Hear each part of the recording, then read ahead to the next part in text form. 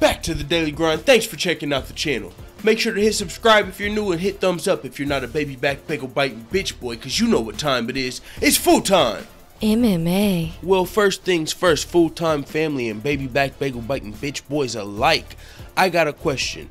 Do you guys hear the background music? Because I seen somebody commented and said that I should have background music. Now, I think there's background music, but my question is, should I turn it up? Should I change the background music? Or should I just keep the shit rocking how it is right now? With that being said, let's get to the UFC Fight Night. UFC Shanghai Michael Bisping versus Kelvin Gastelum predictions.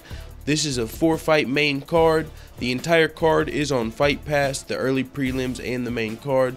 It's going to be actually a really good card. The UFC is going to Shanghai. Anderson Silva was originally scheduled to main event versus Kelvin Gastelum, but was pulled out of the main event due to his second USADA violation. And Michael Bisping, to everybody's surprise, stepped in man on deck. Just lost his title to George St. Pierre at UFC 217 Madison Square Garden. Still taking this fight 3 weeks later. So let's get to these predictions. We're going to start at the other end of the main card with Alex Garcia versus Salah. What's his first name? I got Muslim Salah. So this first fight, Alex Garcia versus Muslim Salah, man, okay, in these first two fights, it's hard. This is why I'm not comfortable doing the Bellator cards, like where there's not really anybody we know on them. Like I'll do the bigger Bellator cards, but because some of these guys, whenever they're coming from overseas or they're not fighting in the more popular fight promotions, even the LFAs and the WSOFs and just all of the ones that you hear of, even Cage Warriors, the ones you've heard of, whenever they're fighting in these whatever fight federations, I don't know the talent level over there. A lot of these guys' fights on this card specifically are in China. The UFC, when they go somewhere overseas like this, they like to pick up some local guys for the card, for the home crowd. And so in two of these first fights, like this Muslim Salah guy, he fights a lot in China, but this is his UFC debut. He's 12-1, but I don't know the 12 guys he beat. And when you do the research on them, yeah, they might have some decent records, but who did they beat? You know what I'm saying? So it's really hard to pick these fights, but he's taking on, let's get to it. He's taking on Alex Garcia, who is 14-4, 4-3 in the UFC. Alex Garcia is 2-2 in his last 4 fights with wins over Mike Pyle and Mike Swick. He's coming off of a unanimous decision loss to Tim Means. And one thing about Alex Garcia is he's gotten away from his wrestling in like his last 3 outings, which I believe he'll need to get back to in this fight, versus a guy that's looking to spinning heel hook his face off. This guy Muslim Salah in his last 4 fights, in his last 5 fights, 4 of those are knockouts with spinning kick attacks. 2 of those are spinning kicks to the body followed by punches, and then his last 2 most recent knockouts are both spinning heel hooks straight to the fucking dome, take a guy out. So he's a flashy fighter, flashy style. Out of his 12 wins, 11 of those are first round. He's finished in the first round, whether knockout or submission. He's only been to decision 1 time, in his career.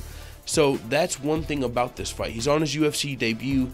He hasn't been to decision, I believe, since 2013. So he hasn't been out of the first round since early 2013. So his cardio could be a factor in this fight, and I do believe if Alex Garcia is able to revert to his wrestling, because if you look at some of his earlier UFC fights, he scored 3, 5, 6, 8 takedowns on some of these guys, and in his last 3 fights he might have 1 takedown overall. So I believe if he can just get out of the first round, maybe grind this guy down, even catch one of these kicks, this guy's going to be looking for a flashy knockout, I'm guessing, a spinning heel hook, spinning body kick, something, for these fans that he's been performing in front of, and they probably are expecting some of his, that's his style. So I'm picking Alex Garcia in this fight. Hopefully he resorts back to his wrestling. Anybody could win this fight, but I'm going with Alex Garcia. Tough to call, though, because it's tough to really gauge where Muslim Salah is as far as UFC competition. So I'm going with Alex Garcia in that fight. On to the next. We got Alex, not Garcia. This one we got Alex Asuras, aka Blackie Chan, who's 13-10, 8-1 in the UFC. He's fighting Wang Guan, who's 16-1, and like Muslim Salah, this is his UFC debut. and it's kind of hard to gauge his level, you know, what level he's really at, since I don't know anything about him or any of his opponents. Most of his fights are in, you know, China, somewhere near China, or, you know, over there, so we don't always hear about those fights, not as popular over here. So with that being said, I'm still picking Wang Guan to get this victory over Alex Asuras.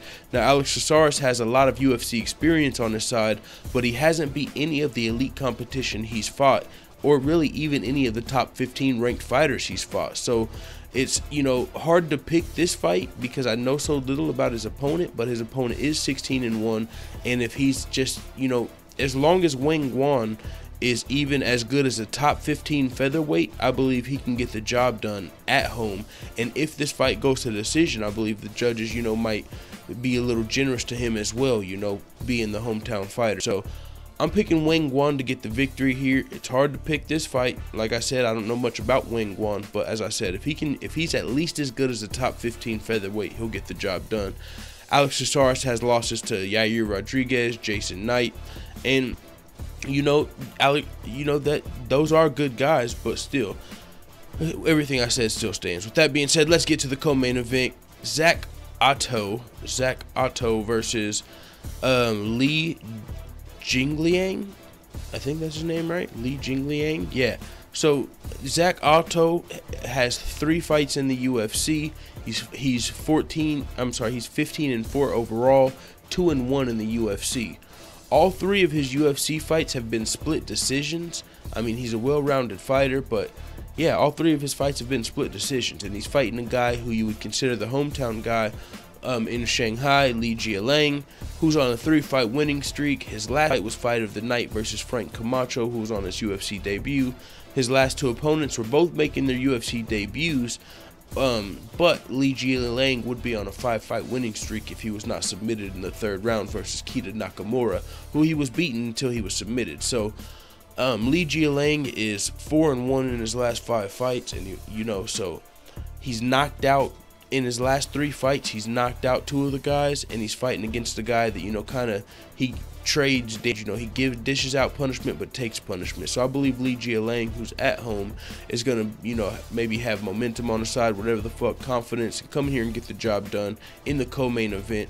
So I'm picking Jingliang to win at home, continue his streak. As I said, he's got 3 KOs in his last 4 wins. He's fighting a guy that gets somewhat clipped up in all of his UFC fights, and they've all went to split decision. So yeah, picking the hometown guy. Let's move to the main event, the fight of the night, the fight that everybody's really tuning in for. I mean, Michael Bisping versus Kelvin Gastelum. Holy smokes, that's like a pay-per-view fight we're getting on Fight Pass. That's crazy.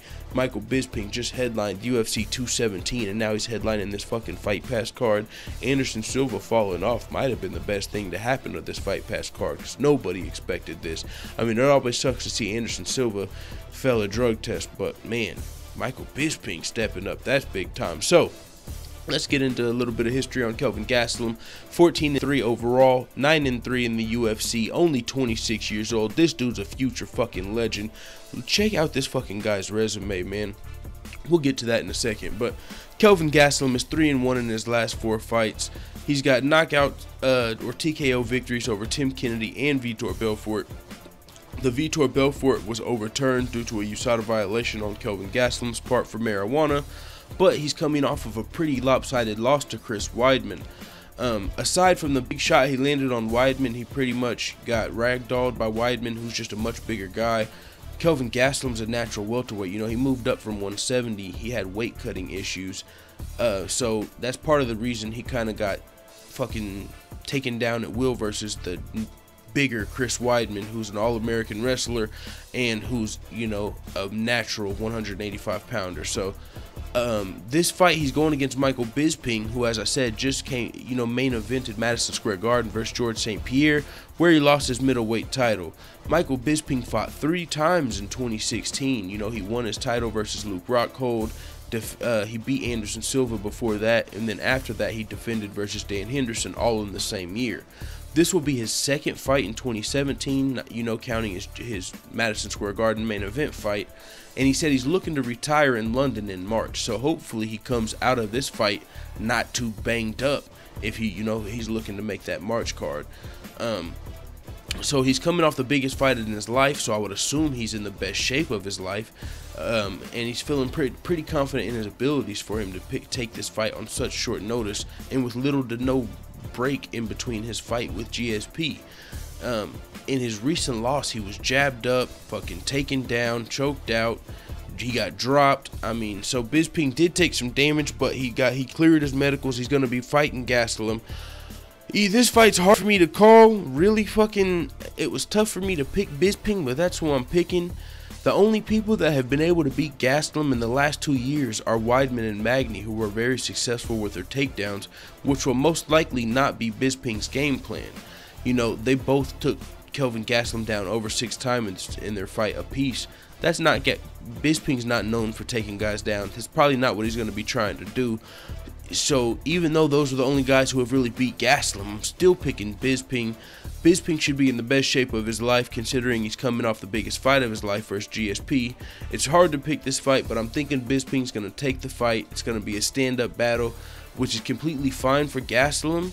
Who, you know, this loss, if he loses, is completely fine for Gastelum, because as I said, he's only 26 years old, and this fight, win or lose, he'll have Bisping, Belfort, Tim Kennedy, Johnny Hendricks, Jake Ellenberger, Tyron Woodley, Nate Mark, all already names on his fucking resume, and he's only 26 years old.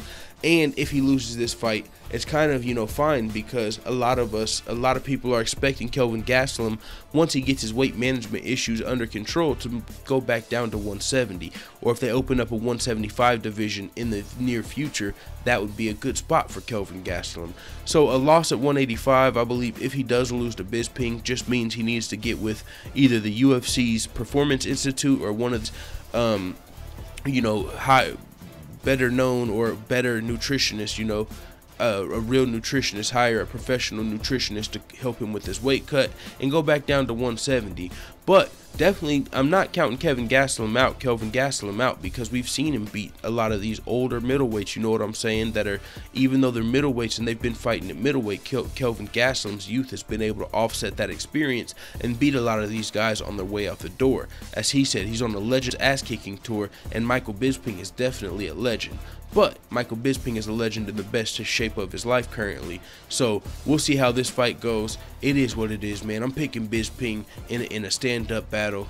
Let the full-time family know what the fuck you tap at in the comments. And before I get out of here, I gotta give somebody a shout out that asked for it. I got you right here, brother. Zack McCabe said, full-time, shout me out, G. I'm always one of the first to comments. And then I gotta call you out because London Taylor said, no, you're not. London Taylor's got a motherfucking point. I didn't even, you know, before you said you are always one of the first to comments, your name don't stick out. I be reading all the comments. I know who be commenting, bro. And London Taylor be commenting. London Taylor knows who be commenting. But still, you ain't gotta comment fucking first on the videos to get a shout out, Zack McCabe. So it is what it is. Let the full-time family know what the fuck you tap at in the comments. I'm out. I lied. I'm not out. One more thing. I really want to get this fucking I said I'm out. What is that? The second time now? But I'm really about to be out. I just wanted to let you guys know. Go to Facebook, Full-Time MMA. I really want to get this Facebook group popping, dog. You can add whoever you want to the group. I'm going to let some of you guys run the group. I'm going to be in there too. But Facebook is a good place for MMA discussions. And a lot of people use Facebook that don't use other social media. So if you're on Facebook, find me at Full-Time MMA. I got a Facebook group, Full-Time MMA. Let's get that shit rolled, dog, now. I'm not even going to say it again. It is what it is. I'm gone.